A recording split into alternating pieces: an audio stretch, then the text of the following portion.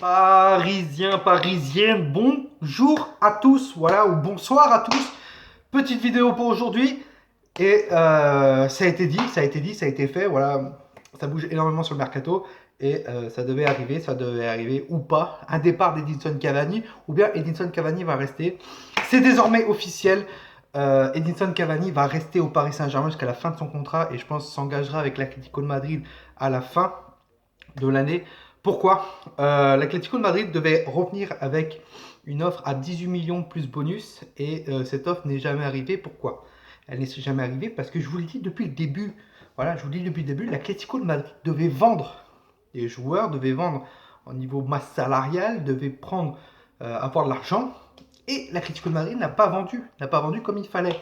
Et donc, sans argent, c'est très compliqué. C'est très compliqué. Même si Diego Simeone, l'entraîneur argentin, qui est entraîneur de l'Atlético de Madrid, faisait pression sur ses dirigeants pour qu'ils signent Edinson Cavani à tout prix cet hiver, et bah ça s'est pas fait, voilà. Donc Edinson Cavani va rester au Paris Saint-Germain.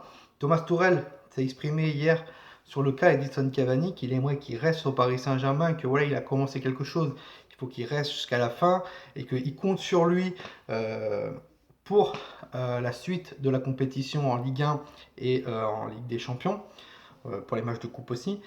C'est une bonne chose, pour Edinson Cavani. Voilà, d'un côté, je suis un peu dégoûté, d'un côté, je suis content. Je suis content. Dégoûté pourquoi? Je vais vous dire clairement parce que on aurait pu délibérer un peu de masse salariale en vendant Cavani et surtout aussi Kurzawa.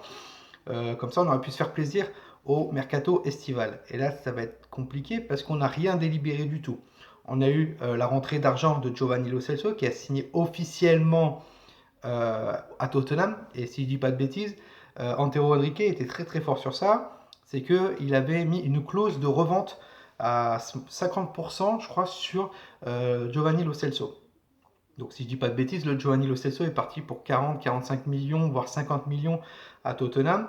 Ça veut dire que le Paris Saint-Germain, en tant que club qui l'a accueilli, qui est le club qui a mis cette clause, va toucher un petit pactole au moins de 20 millions. Donc voilà, donc on libère un peu de masse. Voilà. On aurait préféré que Kurzawa et Cavani partent pour que vraiment cet été on se fasse un peu plus plaisir, qu'on achète un très très bon latéral gauche et surtout un très bon 6 et voir où on pourrait se renforcer. Ça n'a pas été le cas. D'un côté, je suis content. Pourquoi je suis content? Parce que Cavani va encore écrire l'histoire du Paris Saint-Germain comme il a encore écrit l'histoire du PSG. La chose, c'est qu'il a 198 buts en toute compétition confondue avec le Paris Saint-Germain et il peut atteindre les 200 buts rapidement. Donc, j'espère pour lui qu'il va atteindre les 200 buts.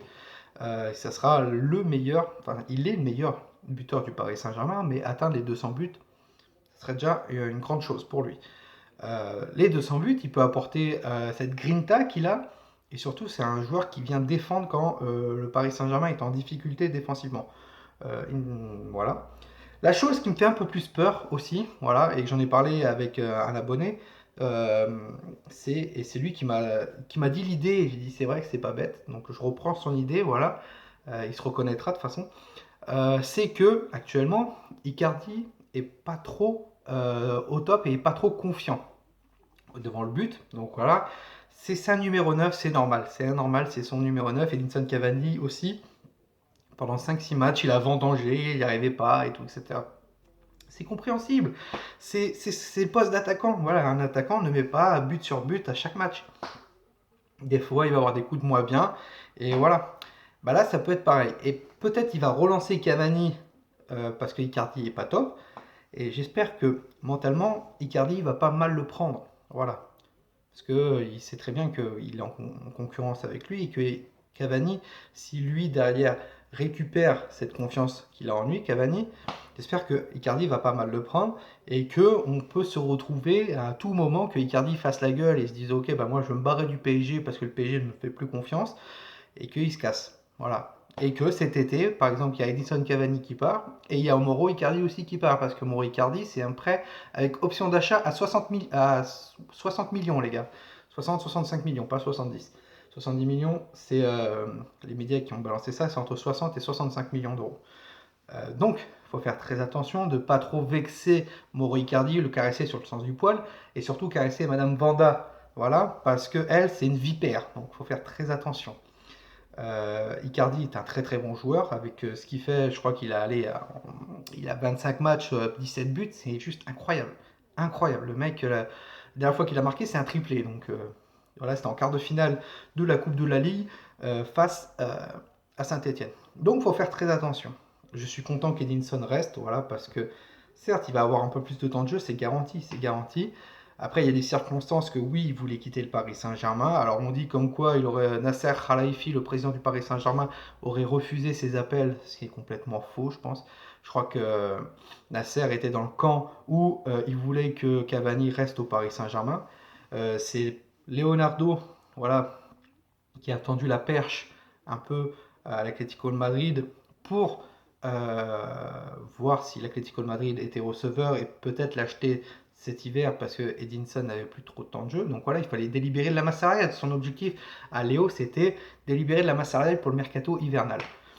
Donc c'était son objectif. Donc voilà, il fallait qu'il vende des joueurs. Voilà, Cavani était dans ce cas-là et Kurzawa aussi.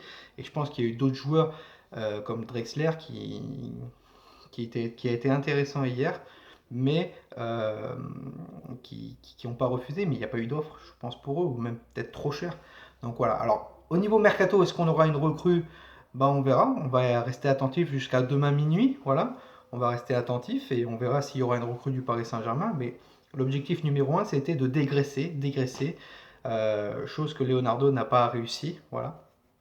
On va en parler de toute façon demain, vous inquiétez pas, on fera une vidéo mercato sur les petits regrets que j'ai, mais c'est pas grave. Thomas Tuchel, lui, voulait que personne parte du Paris Saint-Germain. Je crois que ça a été écouté, voilà, ça a été écouté.